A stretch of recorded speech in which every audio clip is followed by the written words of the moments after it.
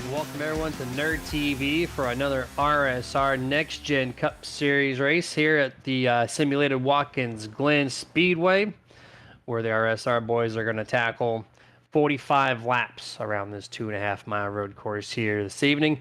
Temperatures not so hot as we saw yesterday, 10 degrees cooler to the start of this session, 103 on the track, still hot, still going to be slick.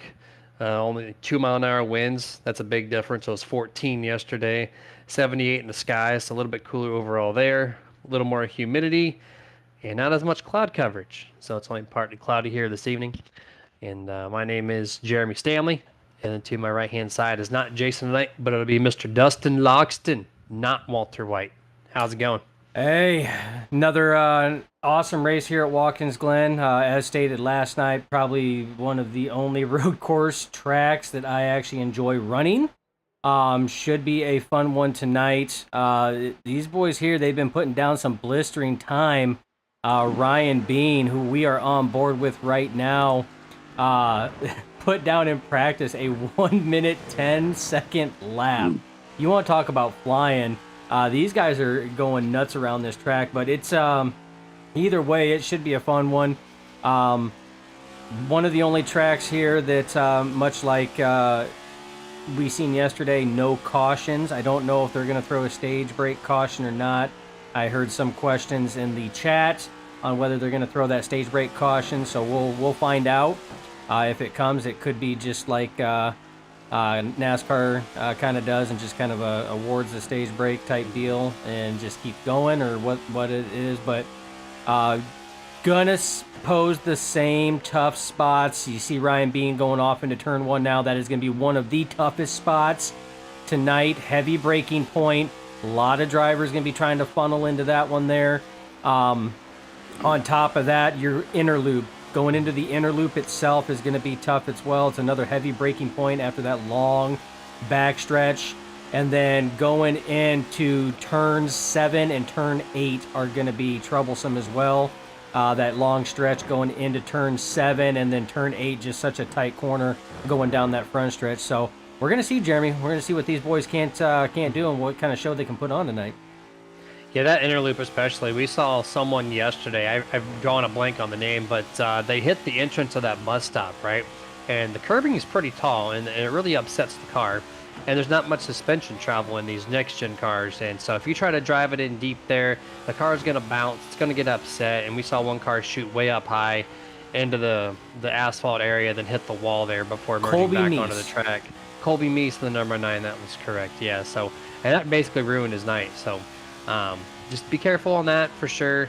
There's not much wheel hop in the back of these next-gen cars. But, yeah, this corner right here, if your name's not Ty Gibbs, you should be okay. But this is, I think right here, the S's. This is the trickiest part. You have so much speed, but you have to turn the car a lot at the same token. And it's really easy to hit that wall where Ryan Bean just passed. We've seen so much of that yesterday. We really did, though. I mean, it's like you said, that's going to be a tough one because the cars do carry a lot of speed going through the S's there, and that wall creeps up on you. That inner loop that you just seen Ryan Bean go through is going to be another tough spot. Like you said, the suspension or lack thereof on these cars going over those curves like they used to in previous generations in the Gen 6, Gen 5s. They took those curves a lot better than what these next gens, these Gen 7s do. And we see, like I said, we've seen that bite a lot of drivers. So definitely a learning curve coming to this track in this car. Yeah, 100% here is Ryan Bean is going to complete his qualifying session here, coming to the start-finish line, hit 11.4 for lap number 1, and beats his practice time, which I didn't think that was even possible. I didn't think it was possible for these next-gen cars to run a 1.10 around here, but 1.10.983 on the boards. P1, Ryan Bean.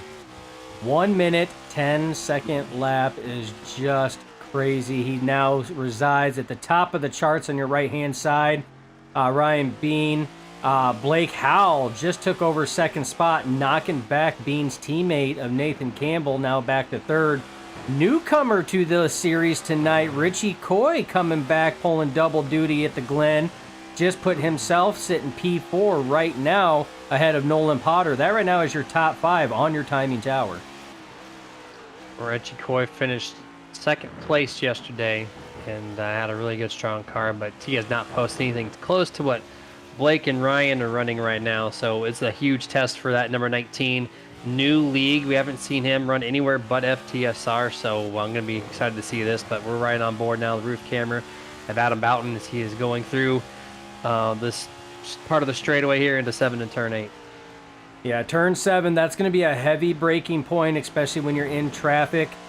We've seen a lot of cars carry a lot of speed into turn 7 there and really have to lock those brakes up. And depending on the lines, we've seen a lot of cars get pushed out into the asphalt area there in between turn 7 and 8. That kind of led to some shenanigans and contact going into turn 8, much like what was seen between Dylan and Larson in the actual Cup race. So it's going to be an interesting race nonetheless to see what these drivers can do. It's going to be it's an endurance race more than anything, Jeremy. I mean, it's going to get strung out. You're going to have packs of cars throughout the track. This track will have cars on it all over the place. But it's going to be you versus the track more than anything else. And we all know that when you get on long stints like that, that's when the mental mistakes start happening. And here, I believe you and Jason said it best last night. Just the slightest of slip-ups at this track can cost you seconds on the track. Yeah, it's absolutely going to be you versus the track. I mean, when you get past lap 4, lap 5, you might be around some people, but typically speaking, it's a road course, right? We're not expecting big packs. It never happens. It never will happen for the entirety of the race. Things will get spread out. We'll load up the iRacing iFlag trap map and show you exactly what we're talking about 15, 20 laps in, near stage end. And it's just part of it. You know, that's road racing. So it's just really the best car versus the one who can minimize mistakes is going to be the fastest guy here tonight. And that's no question. But we're on board here, lap number 2. Tony Ludi, I think he had an off track there on lap number 1 and did not post a time. This is his second lap coming to the start-finish line.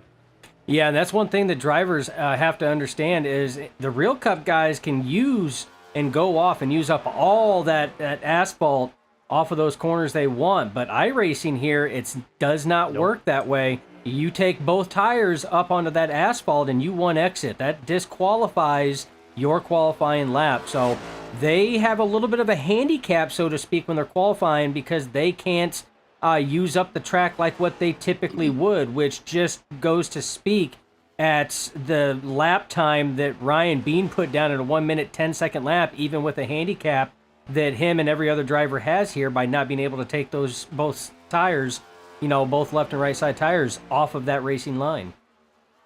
Yeah, you have to maintain the boundaries for sure. And this is last week's winner, the 57, Brian Fine, going to post a 13.3, puts him 16th on the board. He's going to be one and done in this qualifying session there. As he pulls off the road there in turn 1. Now we're looking at the number 1 car here, Michael Sheffield. He's on currently lap number 1, and we have less than 2 minutes in the session, so he better hit these 2 laps good because time's winding down. Yeah, and it takes, like I said, it's on average a minute 11, a minute 12-second laps to get around here. You don't have much time at all to get around. But like I said, it's one thing to keep in mind, Jeremy, is this thing goes flag to flag, 1 pit stop. And from what we've heard, a lot of the feedback is tire wear is almost non-existent at this track, especially on the long run. So that 1 pit stop, they're going to go in there. They're going to, perform service on the car, but 1 is all they're going to need. You're not going to need anything else. So it's going to be a long, stretched out race here, and you're going to see some bigger gaps in between cars. That is so weird to hear that you're going to run a 45-lap race at Watkins Glen and say there's no tire wear. That just doesn't make sense to me. So, but these cars are heavy, right? They're not F1 cars where they have all this extra downforce and can make the corners a lot easier. And these cars slide around, and the fact that they have no tire wear, the tire is too durable. It's too durable. It needs to give away just a little bit more to bring it back into the driver's hands. But that's still a pretty impressive tire. If it was my street tire, you could probably go 100,000 miles on these things and not have to worry. Yeah, and that's what a lot of the issue that some of the drivers have been talking about is these tires don't fall off like they did in previous generations. So it takes that strategy aspect out of it, where drivers like to save a little bit more, and real drivers back in that kind of burnt their stuff up. Well, that's not the case. I mean, drivers are out there essentially hot lapping it, lap in and lap out, and these tires are holding up. Yeah, no kidding, right? You have to go out there. I said it yesterday. You have to, be on it every single lap, hit your marks. You have to be driving qualifying laps every single lap to be able to compete for this win here tonight. But qualifying is over. Ryan Bean does take the pole, so we're going to get our faces off your guys' screens. Go full screen here for the starting order for the 7th race here for the RSR Next Generation Cup Series. Ryan Bean is going to be your pole sitter tonight. Second place will be Blake Howell in that number 26. Nathan Campbell, the 45, is going to be starting in third. Richie Coy, new guy here, is going to be starting in fourth. Nolan Potter, top 5. Harold Watkins is going to be starting in 6th place. Matt Hayden starts in 7th. James Catrone, the number 38, will start in 8th place. Number 11, Alexander Hodge, starts at 9th. And the 10th starting place car, number 99, Kevin Ruff. Yeah, starting 11th is going to be Zach Schrenthal. 12th is going to be Andrew Little. Rolling off 13, Alonzo King Jr. 14th, Rusty Modesty. Adam Boughton starts in the P15. Brian Fine is going to start 16th.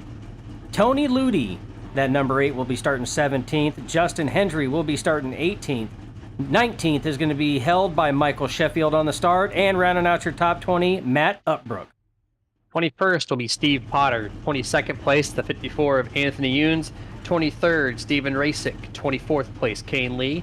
25th on back, did not post qualifying time, so they will be sorted by their I rating. It'll be the 25th, Stan Carnathan. 26th, Richard Gonzalez. 27th, Clint Moda. 28th, Mark Thibodeau. 29th, Robert Fitzpatrick Sr. 30th, Bob Fitzpatrick. 31st, James Fitzmaurice in tonight's 32nd place car, the number 13, Jerry Culver. And that is your 32 car field lineup for this race here at Watkins Glen. And Dustin taking it back. Same exact camera angle as yesterday. I'm glad you're bringing it back. I love this shot going down the field. I wish that they would do this more often. I mean, just taking a walk, stroll down, watch it, looking at both lines of these cars lined up, these drivers in the seat, ready to rock and roll. This is what I enjoy seeing so much. Is stuff like that there that would be nice to, that they would bring that back. It seems like we've kind of gotten away from that in the real life. And I don't know. It's just, it's that buildup. It's that hype before the storm. People like instant gratification these days, sir. So an hour buildup means nothing. They want to see the green flag when their TV goes live. That is true. But I tell you what, it's it's going to be a fun one. I don't know what to expect. So this is our first season with the Best One RSR Next Gen Cup Series drivers here. This is our first road course we've seen them on. So don't know what to expect yet. Don't know who the big name's going to be. Obviously Ryan Bean, it's a no-brainer with just a blister in 1 minute 10.98 second lap that he put down for qualifying. It's just nuts. But we don't know who the big hitters are going to be, because there are drivers out here that are road course ringers, just like, Blackner, excellent road course driver, over at FTSR. So we don't know who those road course, ringers are going to be, who the ones are going to be up on the top spot. We can probably take a guess and might get close, but this is going to be a surprise for us too, Jeremy. If I had to guess that Stealth Motorsports might be a pretty good player in tonight's race, I'm going to bet every dollar I have in my pocket, which might not be much, but at least I'll earn something out of it. So I think Stealth Motorsports being 1, 2, 3 right now, being split up there basically by that number 19, Richie Coy. So he might be a player into this race for sure. And I see Robert Geary on the chats there on Facebook. Don't flip the switch at the wrong time. Red Duck looks, yeah, right. Red Duck looks good. And then iRacing iFlag. So Mr. Jeff joining in saying, nice looking stream. Appreciate you for popping in, man. For whatever amount of time that you want to hang out, feel free to chat with us as we got 45 laps about to go underway here for this RSR Next Gen Cup Series. Mr. Ryan Bean, of course, going to be leading the field and probably most of the night as long as he doesn't have any mistakes. That car is just wicked fast right now. And the green flag is out. This race for the 7th race of the season is underway. Yeah, as they are winding these things up, this first turn is going to be pivotal. It's going to be tricky, Jeremy. Everybody's got to be on par with their break point. We do not want to see any stacking up. So far, so good. You see 2 and 3 wide back there. That's getting pretty hairy, but I tell you what, Jeremy, that is an impressive first corner nonetheless, because it looks like every driver made it through turn 1. That right there is miracle number 1. And miracle number 2 is going to be that bus stop, or the inner loop, as the road course drivers call it. Surprised more guys didn't go single file through that S section right there. It is so difficult to go side by side through all of turns 2 and 3 without, hitting each. Oh, Richie Coy, the number 19, early spin out here into the grass. He gets it going straight, thankfully. But welcome to RSR, Richie. That's going to be a huge hill to climb for him. Yeah, unfortunate turn of events on that one there. We're going to go back and take a look and see if we can't see what happened there. Going through, just broke loose, going through that carousel corner there. Doesn't look like it's heavy damage. Going to be right front impact on that car, but on the camera angles, I mean, it looks like the body's held up, but Jeremy, you know as well as I, that's a lot of ground lost. Yeah, 45 laps, but look at the amount of drivers in front of him that he is going to have to try to get back around again. So at least he got it out early, Jeremy, right? Got it out early. 4th place drops all the way down to 23rd. So almost 20 spots lost on that transfer there. He's got a lot of work to do. I see Sheila Geary in the chats also saying, good luck, 26, Blake Howell. He's currently in P3. I think he's going to have a pretty good night overall. These guys are still racing side by side through the S's here. Pretty impressive stuff. And still pretty racy overall. Mid-pack especially is put on a show early on. Yeah, and again, early on, they're just trying to, see what's going on. Looked like there might have been a little something here with Alonzo King as we're watching him go through that. Oh, contact between him and the number 2. That's the number 2 of Schrententhal. Able to save it, locks it up not to come back up into the traffic there. So again, our second slip up here by the number 80 of Alonzo King Jr. But again, Jeremy, that was one of the sets of corners that I said was going to be tricky, especially going in side by side. Typically side by side through that inner loop is never going to work. Yeah, so you feel like you're going to be, a somebody by passing through that part, right? But when you go side by side through the inner loop, as we got another car around right in front of Richie Coy, the 54 of Anthony Younes around in turn number 1, which you also said that was the tricky part of this track, as you got the Nerd TV replay for you here. Drives it in kind of deep, a little bit low on the entry here, and the rear end just steps out and see you later. Does a 90-degree spin, quickly gets it back going, doesn't lose too many spots. But back to what I was saying with that inner loop part, if you're going to go side by side through there, that's gravy and all. You're going to give up a half a second in time just by going side by side, because the amount of off throttle time that you're going to be spending and trying to avoid the guy to the side of you. So you got to make that pass quick, and he just not give up enough room and make contact.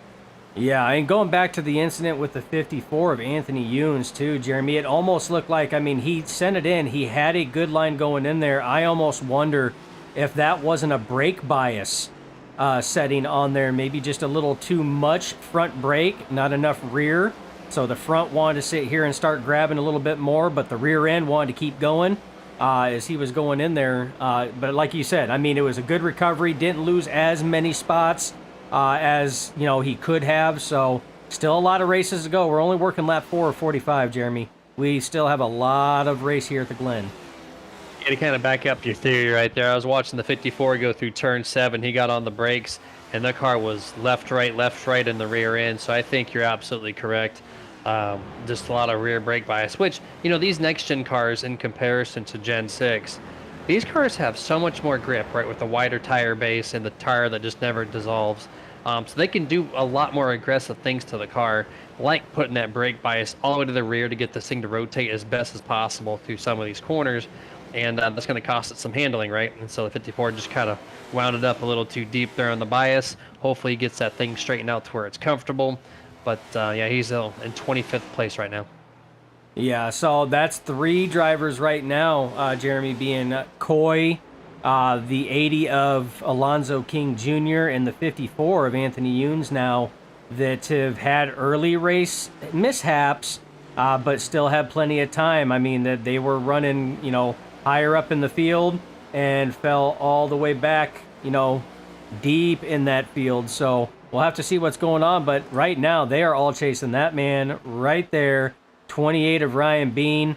He is just on a whole new level, as I believe we have another issue this time here with the Mr. Robert Fitzpatrick Sr. We'll have to take a look and see what happened on this one here.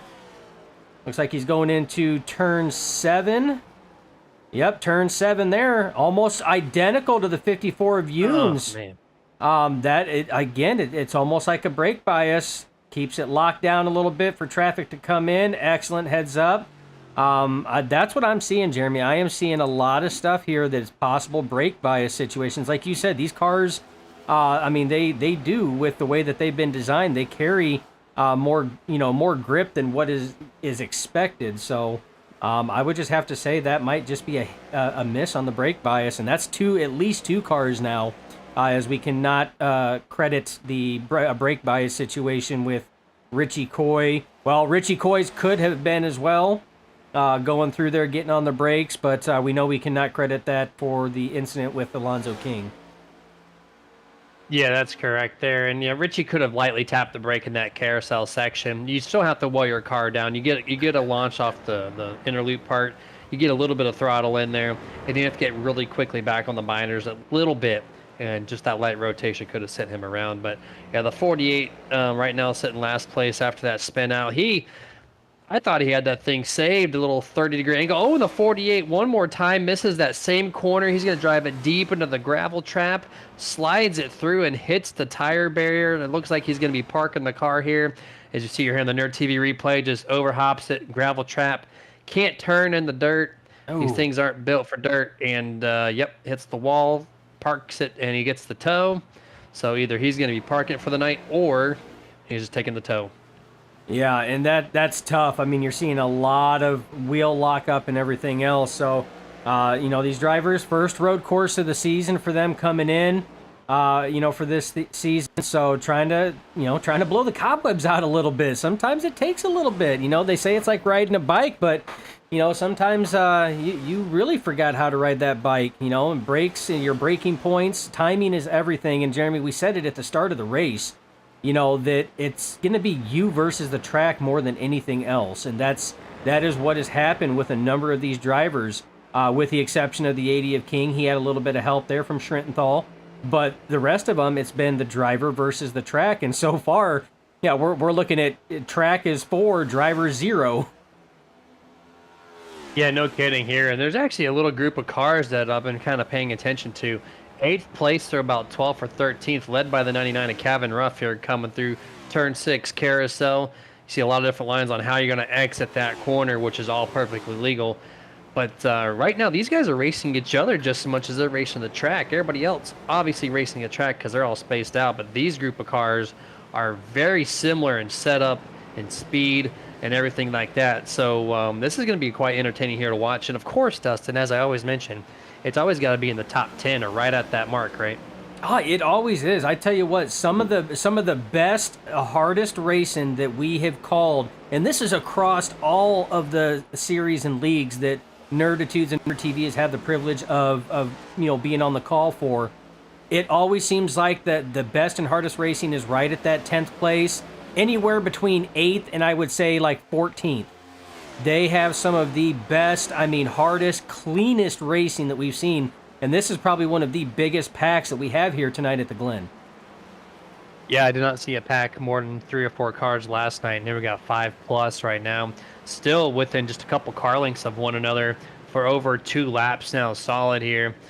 Still led by the 99 as they try to catch up to the Harold Watkins 23 in 7th place. You see, once again, I love how they fan out in turn 6 exit right there. You have so many different options. If you curb hop, of course, you got to watch out for your car to get kicked sideways. But right here, we got a car there stopped on the turn 7, turn 8 part. It looks like he overshoots it and lets him go. And we're going to go to the Nerd TV replay to figure out what happened here. Oh, it was Blake Howe going off? No, he just went off track. So that one, there's not it. That one might have been Clint Moda. Might have been Yeah, Clint Moda. Yep. Definitely number 92 there. I'll try to see if we can't get an angle of that one. But my camera, here we go, just drives it in way too deep, way too wide. And he recognizes there's a bunch of traffic. Parks it. Very respectable move here by Clint to let everybody by and then merges back on track. Yeah, that's good heads up driving right there. I mean, knows, waiting for that opportunity to get in, does not want to do it. Finds that opening right in front of Richie Coy and then rejoins the racing surface there. So again, that was excellent heads up driving on that one. Looked like might have had another issue here with the 48 car. Oh, yeah. man, yep, hit that curb there. And Oh, that was hard impact. he takes the tow, gets it repaired, gets back onto the track, and does that through the inner loop. Man, that's 3 strikes right there. That car took the hardest hit out of the 3. So, Robert Fitzpatrick not having a night here tonight. No, and that one right there might be the nail that the final nail struck to close the coffin, so to speak, on that one there. That was hard impact on that left side. I mean, these cars can usually take a beating, but I mean, you got to think about the mechanical aspect as well. I mean, the toe links, you said it used to be held together by a toothpick. Now they're held together by 3 toothpicks. So reinforced a little bit more, but not the strongest still yet. So tough break for the 48. Obviously not having the night that he was hoping to have at Watkins Glen, but, still out there, still trying to get it done. And we still got this group of 5 cars right here on your screen as Cavan has started to break away. So now this little pack's led by the number 11 of Alexander Hodge as Cavan gets Look about at a the second spread. distance. I love it. Every single time I love that camera angle where you see all the way down between turn 7 and turn 6, that camera angle right there. It is just a beautiful shot to see how far they move out, how bouncy the cars get, and they all merge back at the same exact part. Yeah, and that just goes to show you, I mean, there's a multitude of different lines that you can take around this track. Each one of them can be equally as fast depending on the driver, depending on the driver in the box there. As you see, the 68 of Little dives it in, outbreaks the 11 of Hodge going into turn 1, completes that pass. Now the 2 of Schrintenthal trying to put his nose there, thought better of it going through the S's there. Probably not a bad move, even though we did see some really good 2-wide racing last night through these S's. But it gets tricky there as you're coming off of that first S, getting ready to go into that second one. Because like we said before, Jeremy, that outside retaining wall comes up fast. Great move there by the 68 of Andrew Little. Dives it in deep, doesn't get loose at all, has that thing handling quite well for his perspective, and clears the 11 no problem. And Zach Schrenthal tried to make the same move, just could not complete it there. Maybe he's got to back up and wait for turn 1 here, coming up here in a couple corners as he goes through turn 6, headed off to turn 7 now. Yeah, and there's a number of different passing points in this, in this track. Turn 8 there that they're coming in. If you can get a nose on the inside and out brake, you can pass there. Turn 1, it's very tricky, but it can be done. You just seen the 68 of Little complete that pass, but it's very tricky because you carry so much speed off into that corner. You can pass through the S's on side by side depending on where your car's positioned. Passing in the inner loop is very tough. Again, we've stated it already, 2 wide through there typically does not work. There's not enough room for those quick transitions and the curbs and everything else. Can be done, but I would have to say you probably have a lot more luck on your side to make a pass successful through that inner loop than anything else. And no kidding, as this race still just continues to develop right here between these 4 or 5 guys here. And I think I see the number 19 of Richie Coy. He's actually closing in. Remember, he dropped back to 23rd place after giving himself a self-spin there off lap number 1, turn 6. And here we are on lap number 12. He's up 9 positions back to 14th. And he's about a second and a half away from catching this group of cars. So this could put him back in the top 10 if he can pass all of them. Yeah, and that group that we've been focusing on where that racing's been so close, that is the group of cars directly ahead of Richie Coy. You're on board with him right now. Oh. We got somebody coming down pit road. That looked like that was Brian Fine coming down pit road. Somebody trying to short pit possibly. We're at lap 13 of 45, so that would put it's that's going to put it close, Jeremy, as far as a fuel window to make it to the end. I love that call, Dustin. You know why? Because he was the last car in that 5-car train. And so, of course, when you're like that, the chances of him being held up are strong. So he probably took that short pit when he saw that fuel window open, and now he's going to have open track more than likely. So this is going to be a great move for his race pace. Oh, and the number 27. Oh, Oh man, that no, and the tires bent, broke, the engine's done. Yeah, that one is done. That was Mark that. Thibodeau. Yep, that was Mark Thibodeau going through turn 1 there. Got on the rumble strip. It cut loose a little bit. No. And it just snapped to the left on that one there. Oh my goodness, was that Kevin Ruff that just went through there? I'm thinking that was close on the way through there.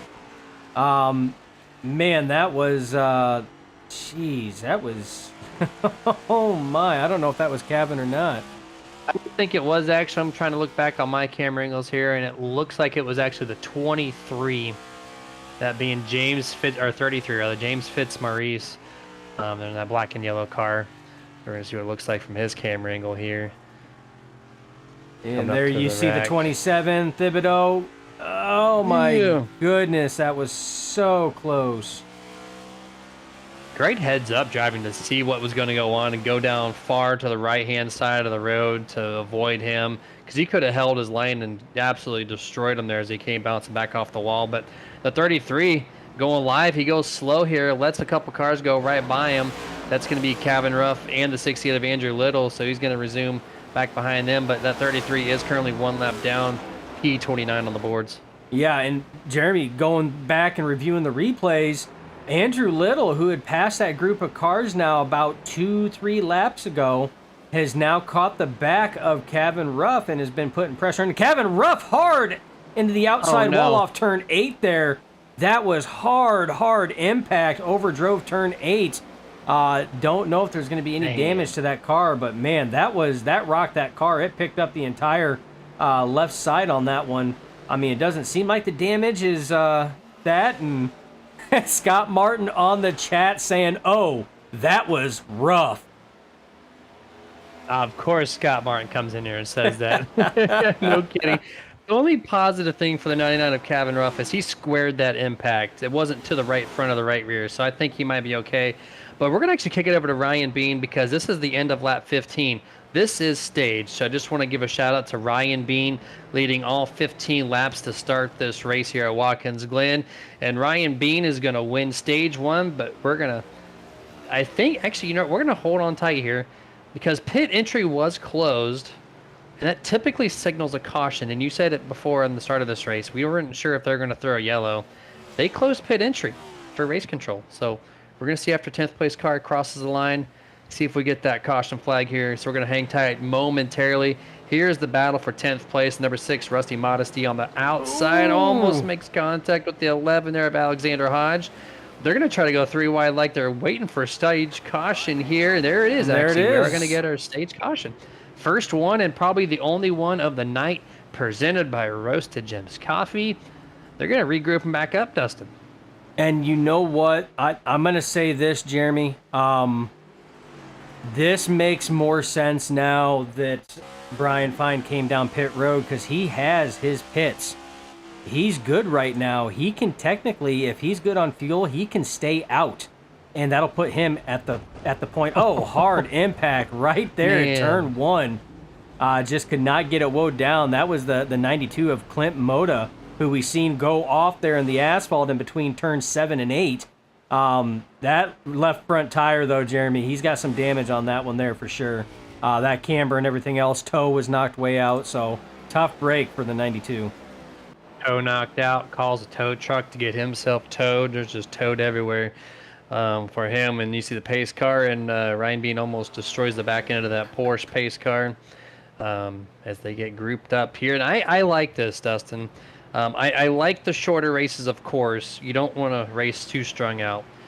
But you get the one restart. You get the one opportunity to get back and grouped up. This is going to be big for drivers like Richie Coy, who had that wreck or that spin on lap 1. He made his way up to 13th. He's going to come in and get 4th, 24th, virtual set.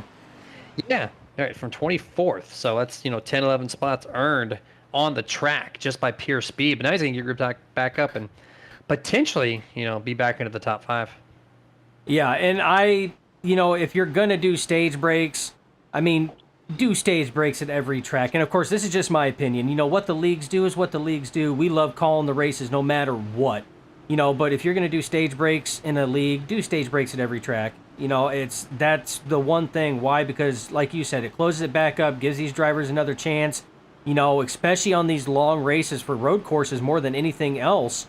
Because they get stretched out. You get a lot of space in between. This gets the racing action back again, cars side by side. This is when you really see the action really going. And I think, Dustin, this is going to be a great time. We're going to kick it over to picture-in-picture commercial break. Let these guys make their pit stops, get regrouped back up, and we'll be back shortly before the drop of the green flag.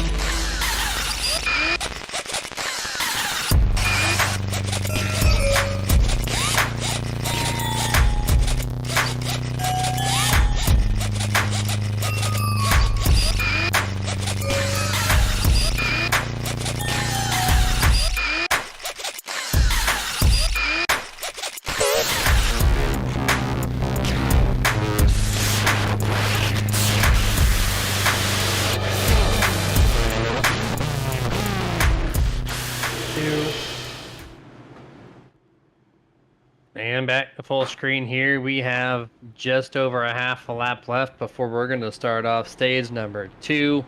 The real life boys do not do this. FTSR yesterday we saw does not do this, but RSR does. So we get to see the best of both worlds. Is it stage preferred to have a caution or not? That's up for debate. I like it. Gets everyone 1 second chance to we get back up together and see what they can't do. And this plays for strategy. And you mentioned it before stage break, Dustin. Look who is leading this race.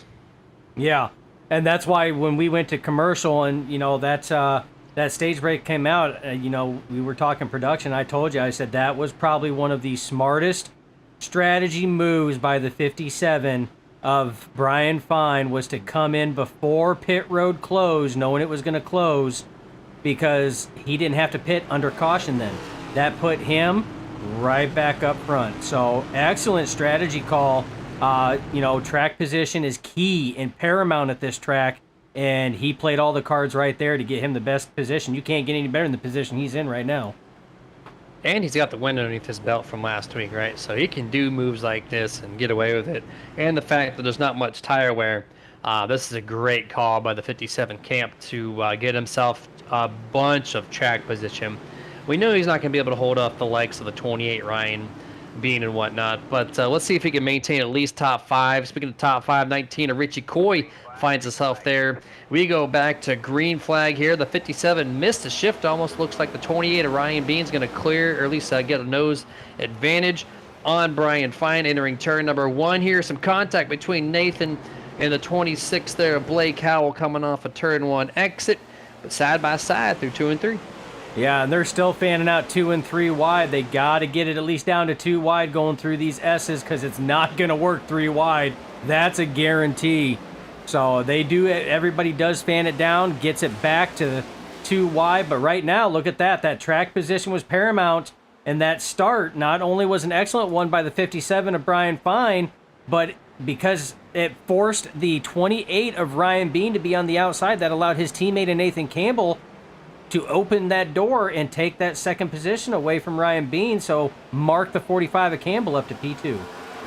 Yeah, the 28 actually got pretty loose there going through turn 2 and up into 3 on the top, or close to top of the hill. Had to really check up and allowed Nathan Campbell to make that pass here. 57 Brian Fine a little wide in turn 7 here, the turn 8.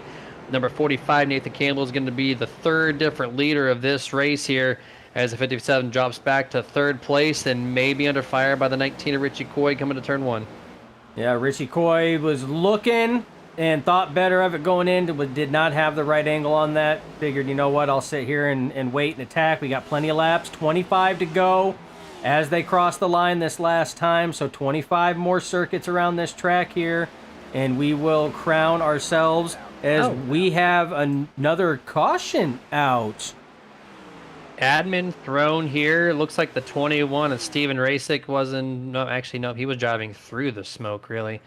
And this one actually is going to be involving a couple of drivers. 54 Anthony Ewens, Matt Hayden.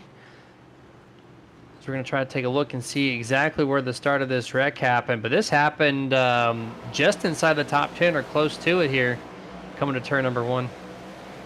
Yeah, big lock up there going in. And then it just stacked everything up. Nobody had anywhere to go.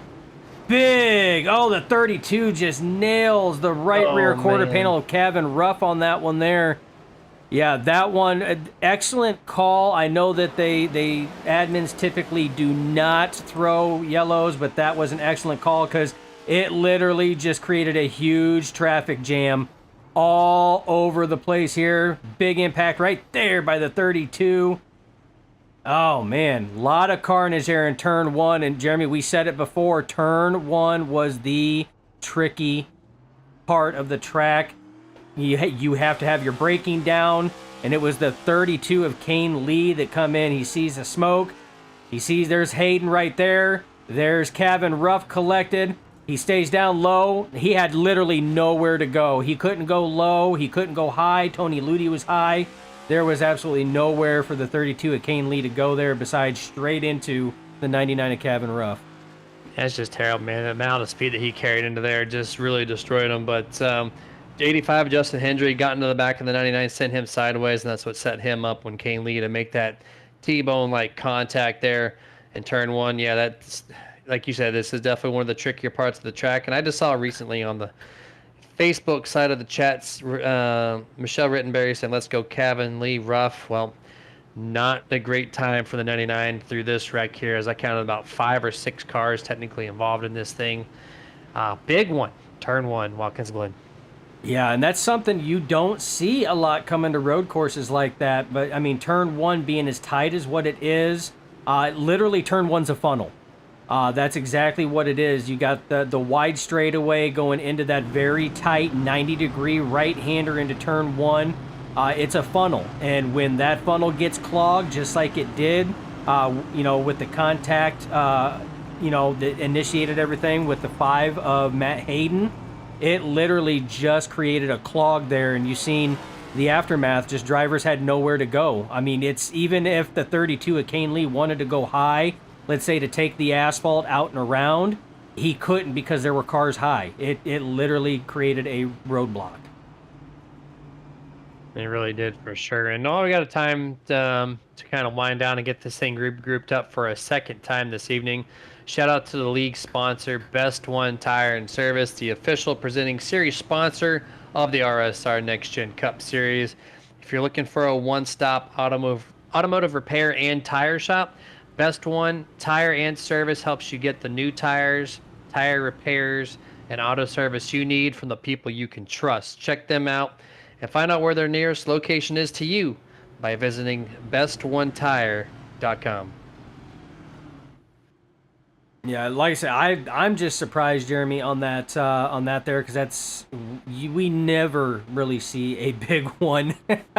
That's about as big as they get at a road course going into there. So it's going to allow these drivers to stack them up again. They're going to rack them and stack it, retry it again. New race leader this time on this restart, the 45 of Campbell. He's got his teammate going to be starting alongside of him, the 28 of Bean.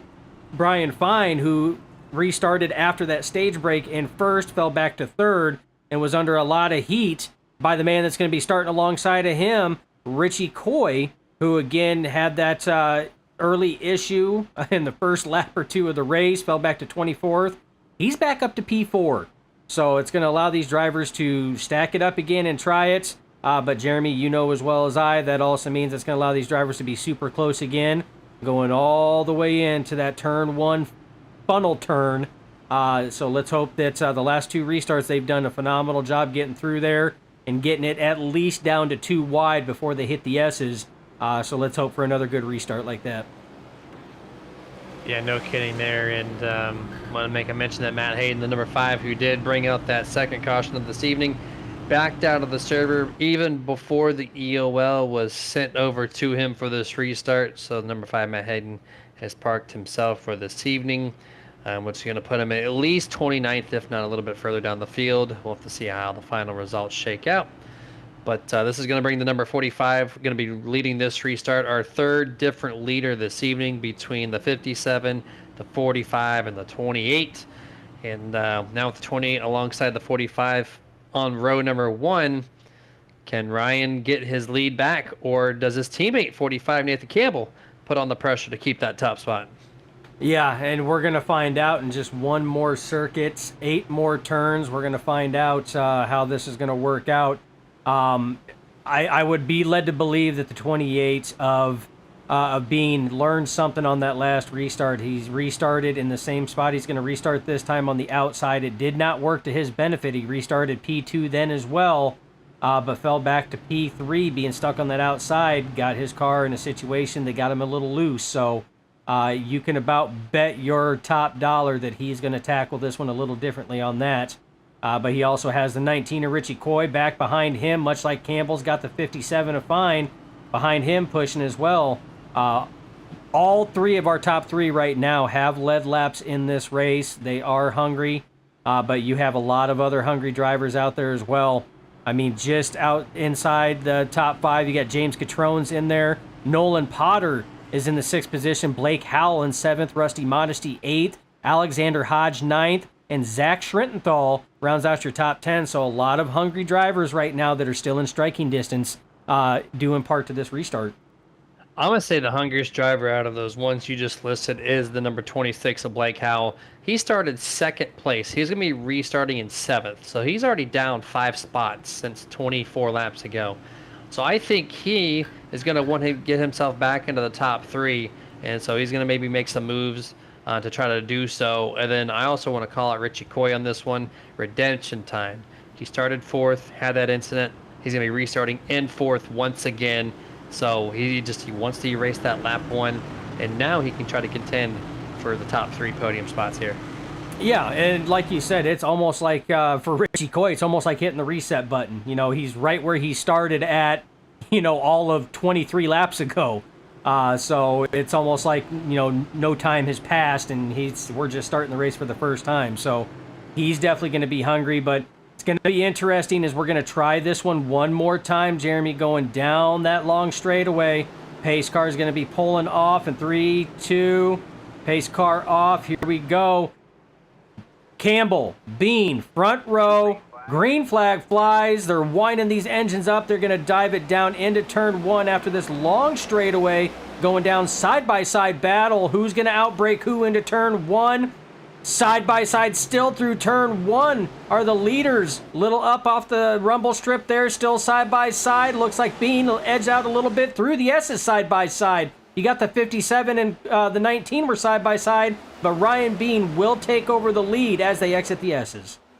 Zach Sternathanol a little bit heavy into the braking zone, lost a spot there. Everybody else single files out real quick till basically get to about 15th or so, where they're still trying to dice it for position. This is going to funnel. Oh, we got a turn car. Alonzo King. 80, Alonzo King, and I think that was the number 2. Remember, they made contact in that same part of the track earlier in this race.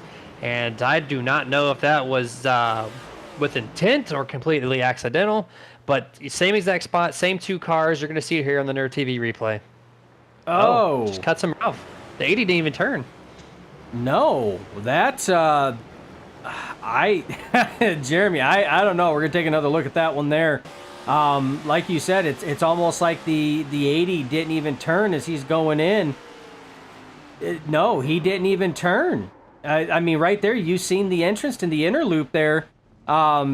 Didn't even turn once going in. That's not looking good at all. We're gonna see. No, yeah. It's just, I mean, I know like he's trying to maybe take a conservative approach to the corner, right? But everybody else is already making the corner. Even the people behind Alonso are turning in, minus even the number 2, Zach Strenthal. But we got a couple things on the track here. Matt Upbrook missed turn 1, and then right behind him, now coming through the S's here, we got a slow car on the back straightaway here. That's going to be the number 10 of Adam Boughton. Hits the wall, and he's just dragging it along. And also the 32 of Kane Lee. You're going to see him on the replay here. Gets loose, gets turned by the 21 there just by complete accident. So few cars having issues right now in this lap. Yeah, that was the Kane Lee incident through the S's there, and that was that tight wall that we were talking about. And this is the 10 of Adam Boughton, who come off the S's there, was in the wall. We're gonna do a little rewind coming through there, and it almost looked like it was the same thing. Jeremy come off the corner there and got loose trying to turn it and keep it off of that outside retaining wall, and that was the ending result in that situation.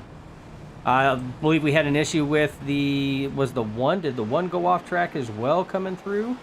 Yeah, right there. Woo, man. Oh, no. Whoa. Excellent save on that one by the 1 of Michael Sheffield. That could have been bad all the way around, but he kept it on the track, and I do believe he did make contact.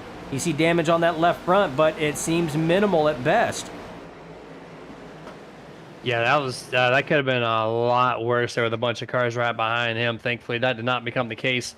But I think momentarily, well, actually, no, I'm going to take that back. We got more issues here. You see the 68 curb hopping there.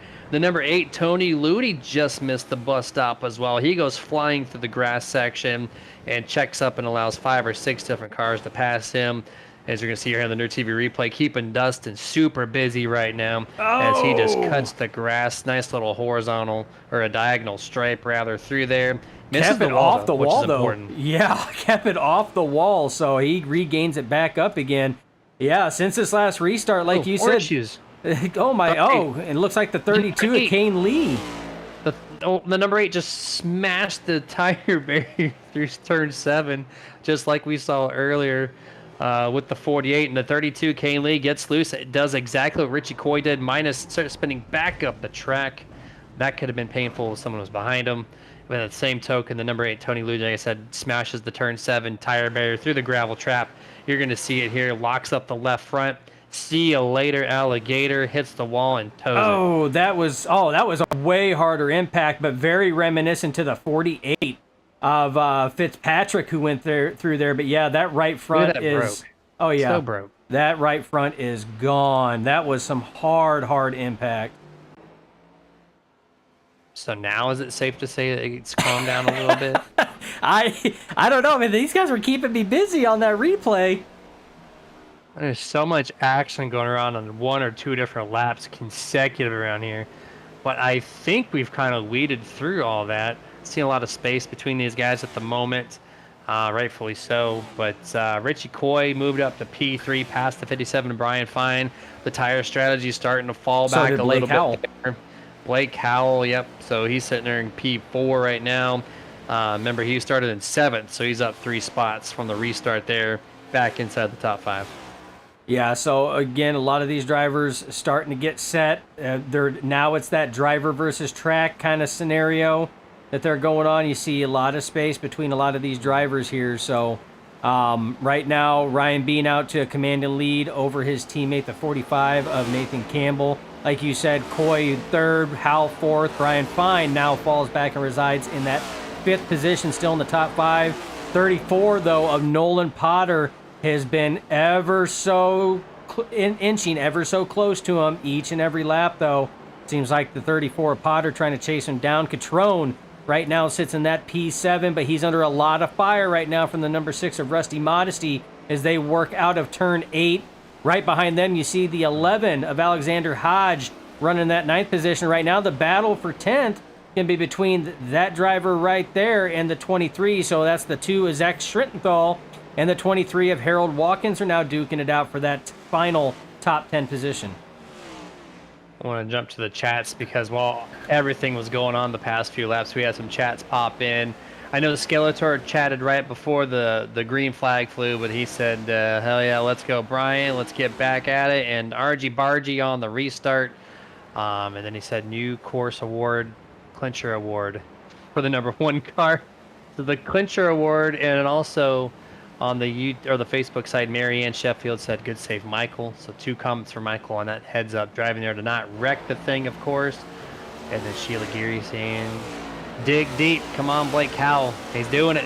He's in P4 right now, doing great. Yeah, it's I agree with everything that you guys out there were chatting. I tell you what, it was making me clinch as we were watching it on the replay because that was something we didn't see until we pulled it up, and it was. We're going to be doing a Martin Sports Get a Grip Best Hands Award at some point in time here in the near future, and we're going to award it out to somebody on the broadcast for some of the best hands that you can for saving a car. I'd have to say right now, it's the top spot being held is going to be that number 1 Michael Sheffield, because that was a hell of a save, especially right there in the middle of traffic. 100%. I'm going to have to agree with you on that notion. There is the 26 makes quick work of the 19, Richie Coy. That's going to move Richie back to 4th. Blake Howell finds himself back into the podium P3 position on the track on lap 31. Yeah, he has worked his way back up there. You do see a little right front damage on that, but Jeremy, it does not seem like it's hindering him at all, as now he is going to take chase to the 45 of Nathan Campbell. Currently sits about 2.4 seconds ahead of where he's at right now. Still got a little bit of work to do, but got 14 laps to do it. I'm kind of looking through the field here, Dustin. There's a couple of spots on the track where things are getting racy. The number 6, Rust Oak, we got something on their TV replay to showcase here. 32, Kane Lee, once again on the spotlight here in the replay section. And turn 6 just not being his friend at all. Almost looks identical. Quick disconnect there, at least for the toe. I didn't see him disconnect from the server, but speaking of disconnect, Tony Ludi in the number 8 after that massive wreck in turn 7 has backed out of tonight's event. So several drivers have parked the car and have left Watkins Glen. Yeah, and I mean, talking about Tony Ludi, I mean that's not a surprise there. We've seen the damage on the live feed and the camera angles from the production side, and I mean that right front there, minimum, Jeremy, with the damage that was there, 8.5 minutes of required minimum. So I mean, he was going to be sitting on pit road for a while. I mean, in 8.5 minutes, I mean these guys are going to be 6 laps further into where they're at right now. We're going to be under 10 laps to go at that time, so. I can understand that. It's a tough call. It was a bad series of events that happened, but it looks like we have something else going on right now with the 10 of Adam Boughton as he's working through the inner loop there. Oh, no. Overshoots it, just going off through the grass. Doesn't make contact. I stand corrected. Oh, there may be contact. Oh, okay, and a lot more contact. All right, and he does that quick toe, very reminiscent of the 32 of Kane Lee right there on that quick toe. And then trying to get to pit road, he actually wrecked it one more time in turn 8. Thankfully, he did not hit the number 80 of Alonzo King, who he spawned right in front of him. So Alonzo had to get on the binders to not get involved in that one. But this has been a very eventful past 15 laps here. I've called a couple of Watkins Glen races now, and every single time it's been, just straightforward to the finish. But this race has been producing a lot of different things, especially on your end. You're pulling double duty. You're sitting in Jason's seat right now, and you're working the cameras, and there's a bunch of stuff going on around the track. So I just want to give a quick shout out to our producer, Mr. Dustin, sitting next to me here tonight. I appreciate that. Like I said, it's I stand corrected. I know during the picture-in-picture commercial, I sat here and stated, I'm like, for a track to pull double duty, a road course is a good one because it's typically a quiet event, and I stand corrected because, so I don't know, maybe I had a hot mic at that point in time and the drivers heard me because now they're just going all out. They're keeping me busy up here. As you see the 6 of Rusty Modesty, heavy braking into that turn 1 as he locks it up a little bit. Nice head. Hey, Dustin, drivers out here, Dustin said it's going to be a quiet one, so I need you to spice some things up here a little bit. And that's exactly what they've done so far. Throw a little pizzazz on it. That's right. 68, Alexander, I had that right? Yeah, Andrew Little, sorry. He locked it up into turn 1, heavy smoke from that front left tire there. Doesn't lose too much ground there. He continued to move on just fine. Actually, that's the 3 of Bob Fitzpatrick. I got my numbers all mixed up. But we came back to the 60 at the right time. It looked like he was getting loose there through the bus stop. Did he actually make it through? He did. Saved it.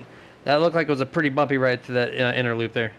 Yeah, the 68 of Little is really trying to push right now. He was a lot closer before that little exchange, but he's trying to chase down the 2 of Schrententhal. Schrententhal, who sits just outside of the top 10. He did get passed by the 23 of Harold Watkins. Right now, Watkins is really trying to work the back end of that number 11 of Alexander Hodge. Hodge has been holding down that 9th position quite nicely, and he's been, as he locks it up going into that's not what you want to do, especially with the 23 of Harold Watkins right behind him. Sorry, I was sitting here looking at something else. But that's not what you want to do going into turn 1, because Harold Watkins is one that will pounce on a mistake like that. As he closes in, you see he's thought about maybe trying to peek a nose down to the inside through the inner loop and thought better of it as Hodge throws it off into the inner loop trying to chase the 6 of Modesty. Yeah, this is a pretty decent race right here. There's a couple cars in front of them too, all for position here. So this is going to get spicy. Coming through turn number 6 carousel, you got one slow car letting everybody by. They clear him there. Maybe spaced out a couple guys. There's one more there letting them by. And then those get cleared there. So now they're going to be racing each other now here. Alexander Hodge, a little bit faster than number 6, Rusty Modesty. He's going to try to run him down and make that pass happen. And then right in front of these guys too, the 34 and the 38, that's Nolan Potter and James Catrone. They're about 3 car lengths separated here. This is the battle for 6th and 7th.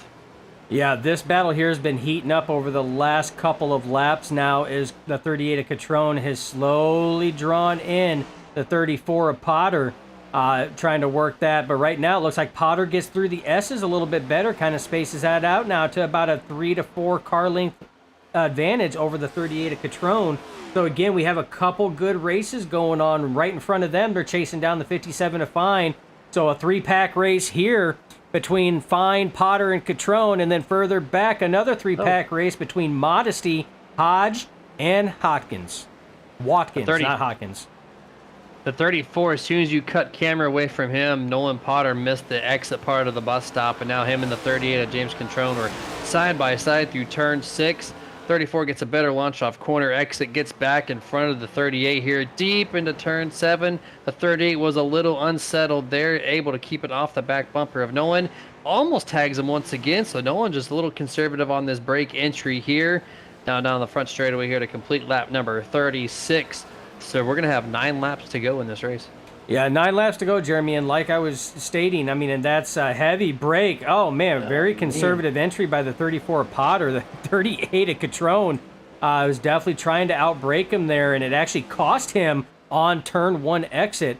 But back to my point was these drivers, you know, they are putting themselves in a position being battled or passed by another driver, not based on that driver, but it's those personal mistakes. They're getting beat by the track. I mean, that's how you've seen the 38 of Catrone close in on the 34 of Potter, was a mental mistake on the track, and it allowed him to close in. Yeah, so right now the 38 seems like he has a little bit faster of a car too, if he can, you know, maintain and not make any mistakes himself, like overdriving corner entrance. That's the worst thing you can do. Back up that entrance, get the great launch on exit, and you're going to have a much better lap time. But right now he is heavy on the brake. As you see the 23 and 11 back at it. Alexander Hodge leads Harold Watkins here coming through turn 7 to turn 8 to complete lap 37 here. Harold's playing a really patient game, Dustin. He could pass him, I think, at any moment in time, but he is just waiting for Alexander to make some type of mistake, but he's going to dip the nose to the inside. May not have the run, but Alexander's going to put the block on. Yeah, and that actually all started in the carousel, one of those personal mistakes. Alexander Hodge misjudged the angle of entry going through that carousel, got a little wobbly, allowed the 23 of Watkins to close in on him as they're going down. A little bit of contact there between the twos who are running side by side still, but it allowed the 23 of Watkins to close in on him and get close enough coming off of turn 8 to where he could put his nose to the inside. They're still drag racing down the backstretch, getting ready to shoot it off into the inner loop here. And finally, they go single file nose to tail through the inner loop here. Mark the 23 of Watkins to P9, Alexander Hodge back to P10. Smart move by the 11 Alexander Hodge to realize he was not going to win that battle. So did not go side by side with the 23 coming through the bus stop. And so now it's going to allow the 23 to kind of set sail and try to get to the number 6 of Rusty Modesty, as they got about a second to a second and a half separation between that number 6 car. There's your cycling through the field. There's the number 6, Rusty Modesty, coming off turn number 8 to complete his lap number 38. So we're going to have 7 laps to go in this event. Yeah, 7 laps to go. And I know we haven't talked about it much because of the close racing action in other parts of the track.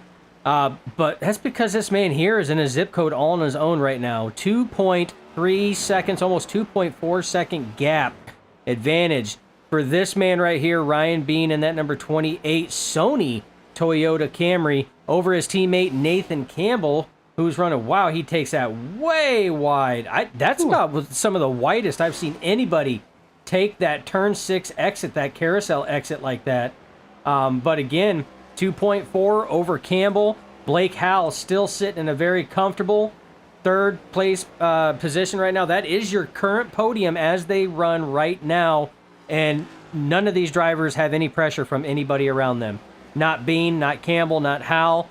You have to go further back now, quite a ways, back to the 4th position, currently held by Richie Coy. He started 4th, currently running 4th. Brian Fine still holding that 5th position for that final spot in that top 5. But right now, I mean, he's getting chased down by the 34 Potter, and this lap traffic is not making things any easier as he's got to alter and change his line going through. You know, it's kind of realizing too is the race is starting to wind down a little bit. Is we got 3 wide here. You rarely see that at Watkins Glen. Through the S's, 2 on exit. They figured it out, but now the 38, 34, they're going to go side by side into the inner loop here. The number 34 almost decided to not give it up, but eventually did. They're going to go back single file, and it looks like the 33 is going to have a little bit of problems there. Checks up, allows these guys to go by, allows one other truck or car rather than go past as well. But as I was going to mention, Dustin, if you look through the top 10, the qualifying times speak exactly to how fast these guys are going to be in the race, right? Ryan Bean 1-1, Nathan Campbell started third, now second. Blake Cowell started second, now third. Richie Coy's 4-4. Nolan Potter's 5-6. James Catrone 8-7. So minus Brian Fine pulling the pit strategy off and working great, these guys are basically in the same exact spot as they were in qualifying. Yeah, and it looks like we had a little issue here with Steve Potter, and I think Richard Gonzalez got involved in that as well. Oh, they were going into that corner. He had nowhere to go on that one there. Decided to just go through the, just take the straight chute there instead of the inner loop, and had to yield on that position there. But there was this issue with Richard Gonzalez as well. We're going to take a look at that one as we were going through. So these are lap down cars, so they're trying everything they can to get out of the way. And he elected just to go off track like that, going through that inner loop, yield to the leaders there. That right there is a sportsman move. They're not for position or anything else. Yield to it, let them go. Don't interfere with their race, rejoin, and have at it. But the number 9, Richard Gonzalez, is still yielding. He's still sitting there. It's been over a minute. Oh, wait, he's going now. Okay, he's finally going. So it took him a whole minute to just say, you know what, I got to get back on track because that car has just been sitting there. I'm sure the admins do not like a live car sitting on track just outside the boundaries there. I would imagine anyways, right? No one likes a car just sitting there as an extra chicane, extra piece of debris, just kind of in the way. No, absolutely. So, but I will say though, there's been a lot of racecraft and sportsmanship shown in this here, especially by the cars that are being put a lap down by this man right here. They have given way, shown a lot of respect, and that's very reminiscent of FTSR as well. It's the same way there. You know, it's I love the leagues that we have the privilege of calling for because they are very respectful leagues for reasons just like this. Yeah, 100%. We've been working with FTSR for nearly 2 years, and just so much respect, and all the drivers love to shout out. We got more, number 54 there, having some problems there through 7 and 8. That's going to be... That was in front of the leaders, too. Yeah, I don't know if he was... Yeah, I think maybe he was just trying to get out of the way. Oh, no. He just flat spun right in front of the leader, Ryan Bean, right back up in front of Campbell. Oh, my. That could have been bad. Blake Howell. Oh, no. Blake Howell, your third place car just gets destroyed by a car spun out in 7 and 8. That is... Oh, man. You kidding me? And that one there, that was just bad timing on that. The 54 of Yunes thought that Howell was going to, after getting on the asphalt patch there, was going to pull it back down on the track. So he threw it into reverse to try to get out of the way. And when he did, that's exactly where Blake Howell was intending on going, was that position there. That was just a bad chance of events. He thought he was going to do exactly what Campbell did there when he seen him coming off, so he was going to throw it in reverse. Blake Howell was going to go on the outside, which was going to be tough anyway because there was nothing but grass there. So just a bad series of events there that took out your third place car. And on my screen, I don't know what your screen looks like, but the 26 right now has a broken right front, and there's this fender just flopping in the wind there. He cannot make the corner. Oh. He's going to go through the gravel trap and hit the wall once more to completely finish that right front fender off there. It is taken off the car. I'm sorry to see that, Sheila Geary. Once you see that, if you're watching still live, I know you're rooting them on, and lost podium position due to the 54 of Anthony Yunes being staying spun. out. He's staying out. I don't know how he's staying out. I know it's basically crunch time, but don't you think that car's got a meatball? He can't make the corner. Look at him. He's gonna full send it to turn 1 here. Yep. Yeah, he can't. It's done. Yeah. Unfortunate break for the for the driver of the 26 machine, Blake Howell. Like I said, I mean, it's the 54. It was just a miscommunication and misassumption on that. Thought that the 26 was going to do exactly what his teammate, the 45, did, and thought he was going to go low on the track, so he was just trying to get his nose further out of the way, and Blake decided to go to the right rather than the left, and that was just it. But your leader right now, Ryan Bean, gets the white flag presented by nobody, Jeremy. taking your line as he dives it out into one. Sheila Geary, first response, no, with the exclamation point. So, heartbreak for sure. Yeah, but this is the white flag here. Thank you for catching that white flag commentary there. As the 28 Ryan Bean is just 4.1 seconds so ahead of his teammate, Stealth Motorsports driver Nathan Campbell. This is going to put Richie Coy, Fury Motorsports driver, SJR Racing driver. That's so weird to say another team name next to that number 19, but it is true here. It's going to be 2 Stealth Motorsports and then SJR right behind them for P3. It's going to be weird talking to Richie here if he can just complete another half a lap around this circuit here. But 28 Ryan Bean, 2 more corners to go. And this race is going to be all his. This is going to be his 4th checkered flag and 7 different events here at RSR Next Generation Cup Series presented by Best One Tire. Ryan Bean, winner of tonight's Watkins Glen race. Yeah, just an absolute clinic that he put on that one there. Even with the stage caution and the other cautions, his teammates Nathan Campbell crosses the line in P2.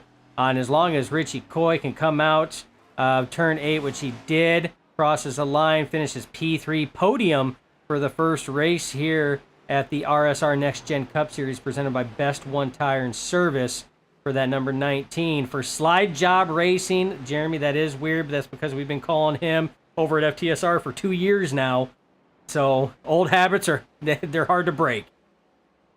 New team, same car, same driver, and probably same mentality. He's probably going to be a little bit excited coming in here for his inaugural race, getting podium at a really tough road course. So we're seeing the 45 Nathan Campbell come up behind his teammate Ryan Bean to give him a little congratulatory bump through turn 6 here. And Dustin, this is going to be a great time to really kick it over to the unofficial results presented by Blake Howell Designs. And Ryan Bean's going to be P1 here tonight. Nathan Campbell is going to be finishing in 2nd place. Richie Coy in 3rd. Brian Fine, and with the awesome strategy call, finds himself in 4th. James Catrone in 5th. Nolan Potter 6th. Rusty Modesty finishes in 7th, up 7 spots from the starting position. So great job by the number 6 car. Harold Watkins in 8th. Zach Strenthal in 9th. And tonight's 10th place finisher, number 11, Alexander Hodge. Yeah, finishing in P11, Andrew Little. Matt Upbrook brings it home in 12th. Kevin Ruff, after being involved in that incident in turn 1, does rebound to a P13 finish. Michael Sheffield with that clincher award from Skeletor 698 does bring that machine home in P14. Justin Hendry, 15th. 16th, Stan Carnathan. Alonzo King, after that late race incident going into the interlude, does bring it home in 17th. Steven Rasick in 18th. 19th is going to be awarded to Blake Howell. Tough break for that man. Had podium locked in by the looks of it, but just was not his night here at the Glen. And rounding out top 20, Jimmy Fitzmaurice. I'm watching this burnout, by the way, from Ryan Bean. I will definitely be calling him out for hitting the wall twice. I've done it before. I'll do it again. But going down the rest of the order, 21st, Jerry Culver. 22nd, Anthony Younes. 23rd, Richard Gonzalez. 24th, Bob Fitzpatrick. 25th place will be Steve Potter. 26th, Kane Lee. 27th, Tony Ludi. 28th, Adam Belton. 29th, Matt Hayden. 30th place, Mark Thibodeau. 31st, Clint Moda, and tonight's 32nd place finisher, the number 48, Robert Fitzpatrick Sr. As we're going to go full screen commercial break for the only time tonight, gather up tonight's top 3, and we'll be back shortly.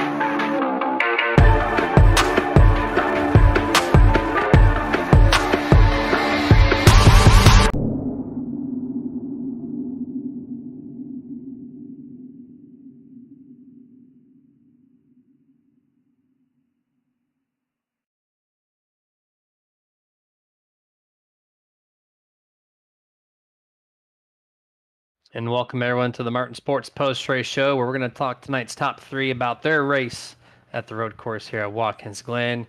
First one to bring in a very familiar face to the booth, but in a different server, Mr. Richie Coy. Congratulations on P3. Hey guys, sorry my Discord was just kind of messing up a little bit. What's up, nerds? There it is. I was waiting for it. Hey man, yeah, see you on camera too. Awesome job, man. Third place inaugural race. Little last minute gift. It looks like you had fourth place, all but locked up. But first, I want to talk about that lap one. Was that just a little bit of a? Let's not talk about lap one. So we're gonna just skip right for it. You got the caution right. You got the stage brake caution, which is great. You didn't see that yesterday. You got reset up in fifth, and then a quick pile up on I-75 happened in turn one, and then you got fourth, and then you kind of held ground there. Walk us through your night tonight. All right, so we'll start with the carousel in lap one. I accidentally downshifted to first in the middle of the corner, and that was no bueno. Fortunately, I didn't get any damage, but I don't know how far I went back, but it was definitely in the twos. P24. There you go. 24. I was able to drive back up to 13th, but I had 12th, 11th, 10th, I think 9th right in front of me as we got the stage caution. So pretty decent, run right there after that blip. And then I didn't take tires. I knew a lot of guys, it sounded like a lot of guys were going to take tires. So I didn't take tires, didn't have any damage, put fuel in the car, and I went from 13th to 5th. I was like, all right, cool. I mean, I don't think I had anything for really the top three. Was Blake and Ryan and Nate. They were in a league of their own. I'm not really used to the setups here, so it's going to take me a little bit, I think, to get used to them. But yeah, and then I think Blake got taken out by a guy that's spun and backed up into him or something, and he got a meatball flag, and I went from fourth to third. I definitely probably didn't deserve the third, but we'll take it for sure. I mean, the effort was there anyways. So yeah, congratulations on the finish, and for the rest of the season, I'm gonna be holding place here for Tuesdays for the rest of the season. We're gonna see. We're gonna play it by ear. I can only do so much. I am in over here. I'm gonna run as much as I can for sure. Absolutely. So I'm grateful that they let me in. They don't usually let guys come in the middle of the season, but I'm grateful for that. Grateful for Dustin for helping me out there, and yeah, we'll see how it goes. All right, man. Seems like a good bunch of guys. Yeah, they really are. Great to call them every Tuesday, and I know Tony's parents are probably not watching tonight. But anybody else you'd like to thank? No, not really. I want to thank the admins for letting me in. I believe I got to thank my team, and I'm still even getting used to the guys on my team. Apparently, there's a bunch of them. There was a bunch of them in chat and stuff like that. But Michael and Tony for letting me come on their team, and I get to know all their sponsors and stuff as we go forward here. And I apologize to the sponsors that I'm too new to know the sponsors. I think there's Best One Tires or something along those lines. So thank you for them for sponsoring and all the other sponsors for the league. And thank you to the nerds. You got the rookie card in your pocket. And you're more than welcome to use it for the first couple weeks. That just sounds weird. Rookie with the name of Richie Coy just sounds weird. Right? Yeah. Rookie Richie. We'll take the rookie card. That's good. All right, man. Well, have a good rest of your night, and we'll catch you tomorrow. All right, guys. Thanks. Yes, sir. That was driver the number 19, Richie Coy for FJR Racing. And now it's time to kick it over to second place, the number 45, Toyota driver Meninzo. If I got that sponsor, I always get that one butchered up. Golf brand, I should know this. Yeah, Mizuno. Mizuno, thank you. I don't know why I don't know that name yet. But congratulations, Nathan, on P2. Thank you. The team is just so dominant. Most tracks we go to, especially this place, Ryan just on a whole nother zip code. I know you're working closely with him on setups, and you had a couple other guys in there, Nolan Potter being one, just kind of, you guys really locking down the top 5 each week in and week out. What was your preparation look like heading to Watkins Glen? Just putting in a lot of laps. Pretty much what we do every week, except for this week. It's more, dissecting each lap and just getting your braking points figured out, getting your shifting points figured out. And luckily we have Bean to chase every single week. So it makes a huge difference chasing the fastest guy in the league. And it really helps. So really glad he's with us there. And he had a great run tonight, that's for sure. I was just proud that I got to lead a couple laps. I think that's probably my best road course performance in RSR, just because Bean wins every single time. So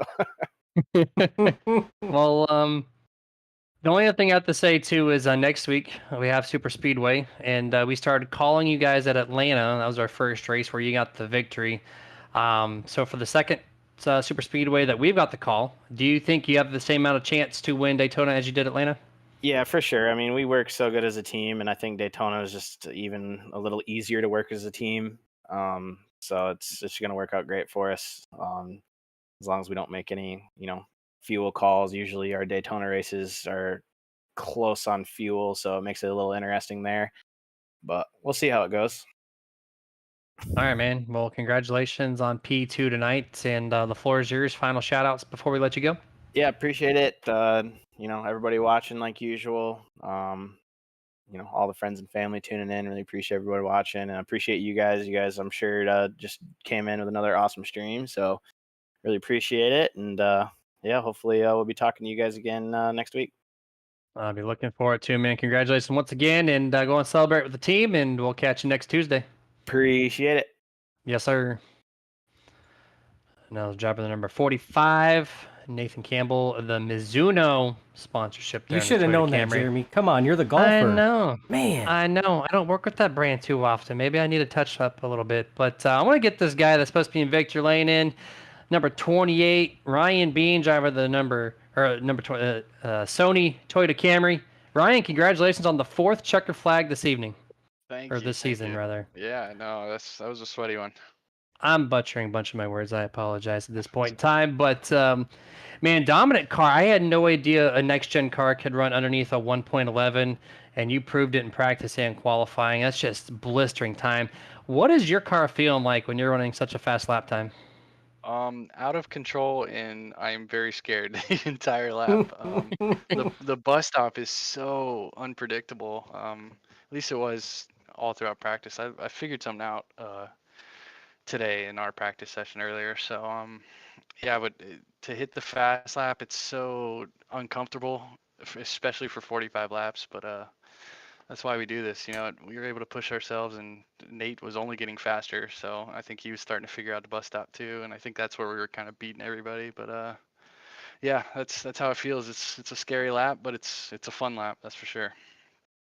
Whenever you have 3 wins underneath your belt, you can get away with some things a little more on the risky side. And if you make a mistake, well, you're still making the playoffs regardless. So, I mean, you're good to go on that notion.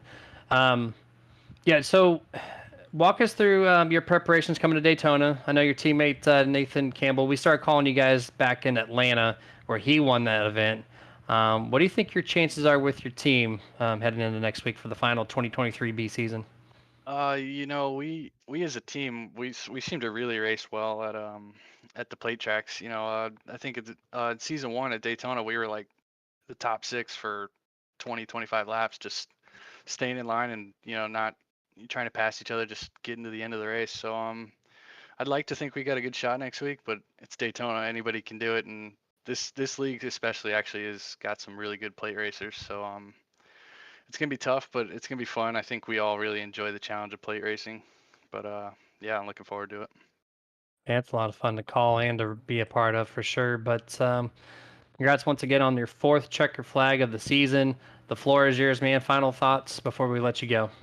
Yeah, I got to thank the team as always, man. We put in a lot of work this week, and it showed. We all got top 5 or top 10. Zach and Harold had a great comeback this week, so that's something to all hold our heads high up on going into next week, especially with Daytona being the way Daytona races. So looking forward to that. Thanks to the league guys for putting on this amazing league. It was a great race today, I thought. You guys up in the booth, great broadcast. Can't wait to watch this one back, especially since there's a little bit of action up front for those restarts. Those are gonna be fun to watch back. And yeah, on to the chaos that is Daytona. Absolutely. And Dustin was busy on the camera and being alongside me tonight. There was like 5 straight laps where we just had to hit the replay button over and over and over.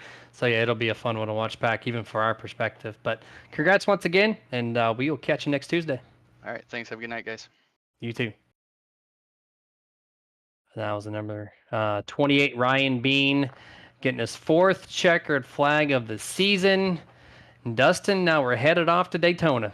Heading off to Daytona, going from 8 turns down to 4, and going to some high speeds. You know me, I love plate racing anyway. Always have. But I tell you what, I mean, tonight was it was a very eventful Watkins Glen race. It surprised me. I was not expecting that. So eventful that, I mean, that's the first time I've seen admins throw a caution because turn 1 was completely clogged. Yeah, it was a good race. Surprised at some of the events that took place. Heartbreaker for Blake Howell. Like I said, it's I wouldn't put. There's no blame at that situation on either driver on that one. The 54 was trying to get out, just thought that Blake was going to go to the left, and Blake zigged and didn't zag, so to speak, and it was wrong place at the wrong time on that one. But tough break because the 26 had that third place wrapped up coming to the closing lap. So good race though. Definitely looking forward to see what these drivers can do at Daytona. Like you said, we called Atlanta. That was the first time that we started broadcasting for the fine folks over here at RSR Next Gen Cup Series presented by Best One.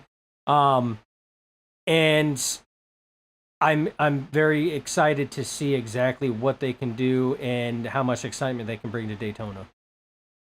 Yeah, 100%. Of course, that's my home track on the major circuits anyway. So been there plenty of times, and I love watching the racing there. And I forgot to call out Ryan Bean for hitting the wall after I said it. At least I said it in the broadcast before I talked to him. So when he he'll watches get it it. back, He'll get it. Yeah, he's gonna get it when he goes through that result lineup there for sure. Or maybe he wins or comes in top 3 next week, and I can call him out twice. Who knows? But we're going to close this thing down for tonight. Thank all of our partners one last time. Before we do so, and they are on the right-hand side of your screen, first and foremost, the league here, ERL, with the RSR Next Gen Cup Series. If you're looking to keep up to date with everything they have to offer, or if you want to join in, visit their Facebook page at facebook.com/RSR League. Best One Tire and Service, the Tuesday night presenting sponsor of the Cup Series. So if you're looking for a one-stop automotive repair and tire shop, visit bestonetire.com to find a location nearest you. Admin Box. It's a box built by iRacers for iRacers to be utilized in league and hosted races. It gives you all the race control buttons and a nice little LED lit little unit there. So if you want to make your job a little easier as an admin, head over to adminbox.com to check out what they got for you. Blake Howell Designs. If you need a one-of-a-kind product to showcase your sponsors on the track, to look no further than Blake Howell Designs. And they're on Instagram at blake.h.howell, or .designs rather, on Instagram. Martin Sports, top quality apparel to make you look stylish and feel comfortable. See their whole apparel lineup at martinsports.gg. iRacing iFlag, get your notifications just a fraction of a second faster without ever leaving your focus from the racing action. Find them at iracingiflag.com. Butt Kicker, get the ultimate feel from the sim car, from the haptic response system, from the Butt Kicker, and you're going to find their products at thebuttkicker.com. Team Watson Racing Setups, quality, professionally built setups for your asphalt oval needs, and you're going to find everything they have to offer you at teamwatsonracing.com. Dusty Pete's Gifts and Collectibles. It's a hobby shop with a whole lot more. So if collecting is the game, Dusty Pete's is the name. And check out their whole catalog at dustypete's.com. And then lastly, our caution sponsor, Roasted Jim's Coffee. Premium coffee beans roasted just for you. Start your day the right way with coffee at roastedgems.com. All right, this is going to close this thing out. We'll catch you guys tomorrow, same time, 9 p.m. Eastern, for the Martin Sports Truck Series at the FTSR League. Until then, stay safe. Get your nerd on.